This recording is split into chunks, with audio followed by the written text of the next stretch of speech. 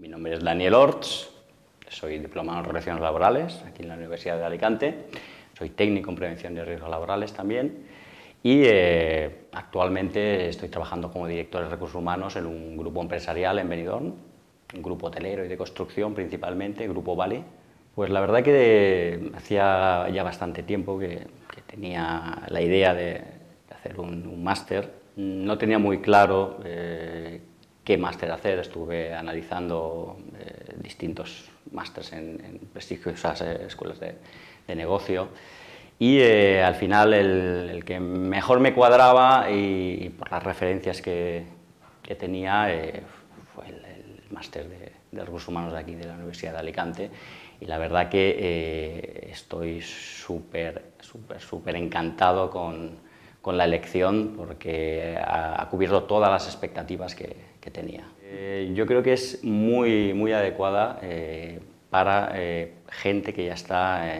dentro del mundo laboral y que tiene muy limitado el tiempo. Los horarios que están establecidos están muy bien enfocados, viernes, tarde, sábado por la mañana,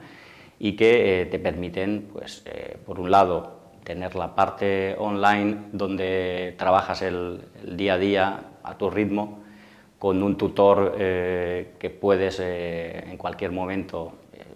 plantearle cualquier duda que se te presente, tienes tu parte teórica que vas estudiando poco a poco a tu ritmo y después las clases presenciales con profesionales que ya, como he comentado,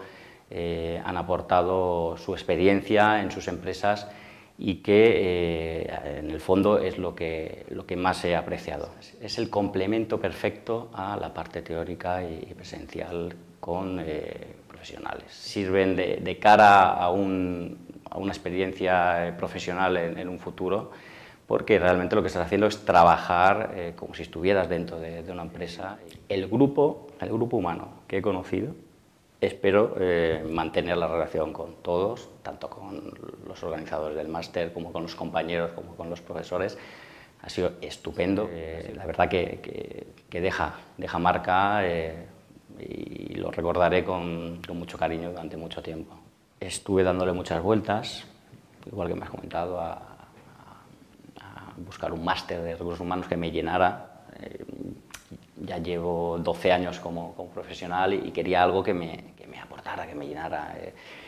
Y realmente creo que el máster de recursos humanos que he realizado está a un nivel que cualquier escuela de negocios prestigiosa a la par, si no por encima.